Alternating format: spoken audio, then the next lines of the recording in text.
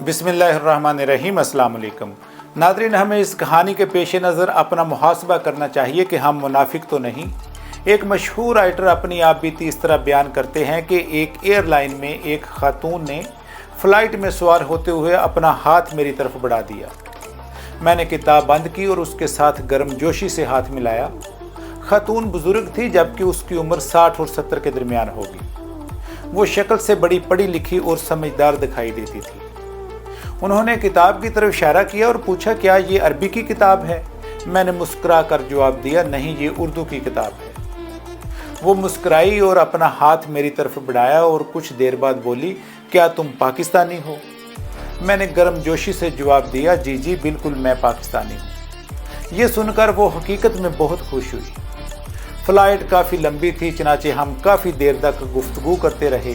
पता चला कि उसका नाम जीना है और जीना अमेरिका की रहने वाली है और फ़लसफ़े और तारीख़ की एक टीचर भी है। वो तालिब इल्मों को आलमी तनाज़े के बारे में पढ़ाती हैं, चनाचे वो मसला कश्मीर से भी अच्छी तरह वाक़फ़ हैं। वो कायद-ए-आज़म मोहम्मद अली जिन्ना और महात्मा गांधी दोनों से बहुत मुतासर थीं। उन्होंने मुझसे पूछा, क्या तुमने गांधी को पढ़ा है? मैंने जवाब दिया, जी हाँ, मैंने गांधी की ऑटोबायोग्राफी भी पढ़ी है और इनके 7 समाजी गुनाहों का मुतालिया भी किया है। जीना ने मुझसे गांधी के 7 समाजी गुनाहों के बारे में पूछा। मैंने अर्ज किया, पोप ग्रेगोरी अव्वल ने 950 में 7 खौफनाक गुनाहों की फहरिस्त जारी की थी। उनका कहना था कि इंसान को 7 गुनाह हवस, बसियारखोरी, लालच, काहली, शदीद गुस्सा, हसद और तकब्बर हलाक कर देते हैं। इंसान अगर इन 7 गुनाहों पर काबू पा ले तो ये शानदार, भरपूर और मुतमईन जिंदगी गुजारता है। गांधी जी ने पोप ग्रेगोरी के 7 गुनाहों की फहरिस्त से मुतासर होकर 1925 में 7 समाजी गुनाहों की फहरिस्त जारी की। उनका कहना था, जब तक कोई मुआशरा इन 7 गुनाहों पर काबू नहीं पाता, वो मुआशरा उस वक्त तक मुआशरा नहीं बनता। गांधी जी के बकौल असूलों के बगैर सियासत गुनाह है, काम के बगैर दौलत गुनाह है, ज़मीर के बगैर खुशी गुनाह है, किरदार के बगैर इल्म गुनाह है, इखलाकियत के बगैर तजारत गुनाह है, इंसानियत के बगैर साइंस गुनाह है और कुर्बानी के बगैर इबादत गुनाह है। ये 7 असूल भारत के लिए गांधी का समाजी एजेंडा था। वो मुस्कुराई, मुझे थपकी दी और पूछा, क्या तुम कायद-ए-आज़म मोहम्मद अली जिन्ना के भी 7 असूल बयान कर सकते हो? मैंने मुस्कुरा कर जवाब दिया, कायद-ए-आज़म मोहम्मद अली जिन्ना एक प्रैक्टिकल और बासूल इंसान थे। वो फरमूदात पर यकीन नहीं रखते थे, चनाचे उन्होंने ज़िंदगी में कौम को कोई तहरीरी एजेंडा नहीं दिया था। वो मेरी तरफ देखती रही। मैंने अर्ज़ किया, गांधी और कायद-ए-आज़म में फ़र्क था। गांधी फ़िलासफ़र थे और कायद-ए-आज़म प्रैक्टिकल इंसान थे। वो कहने की बजाय करने पर यकीन रखते थे, इसलिए हमारे पास अक़वाल से ज़्यादा कायद-ए-आज़म की मिसालें मौजूद हैं। वो कहने लगी कि मैं वो मिसालें सुनना चाहती हूँ। मैंने अर्ज़ किया, मसलन कायद-ए-आज़म ने पूरी ज़िंदगी वक्त की पाबंदी की, पूरी ज़िंदगी कानून नहीं तोड़ा, पूरी ज़िंदगी अकरबा परवरी नहीं की, पूरी ज़िंदगी ना रिश्वत दी और ना ली, पूरी ज़िंदगी में अपने मजहबी रुझानात की नुमाइश नहीं की। वो सुन्नी थे, वहाबी थे या बरेलवी। कायद-ए-आज़म ने पूरी ज़िंदगी किसी को कानो कान खबर नहीं होने दी, पूरी ज़िंदगी वादे की पाबंदी की, पूरी ज़िंदगी कोई समझौता नहीं तोड़ा, प्रोटोकॉल नहीं लिया, सरकारी रकम नहीं खाई, टैक्स नहीं बचाया, आमदनी नहीं छुपाई, असूलों पर समझौता नहीं किया, किसी का हक नहीं मारा और पूरी ज़िंदगी किसी के साथ बदतमीज़ी नहीं की।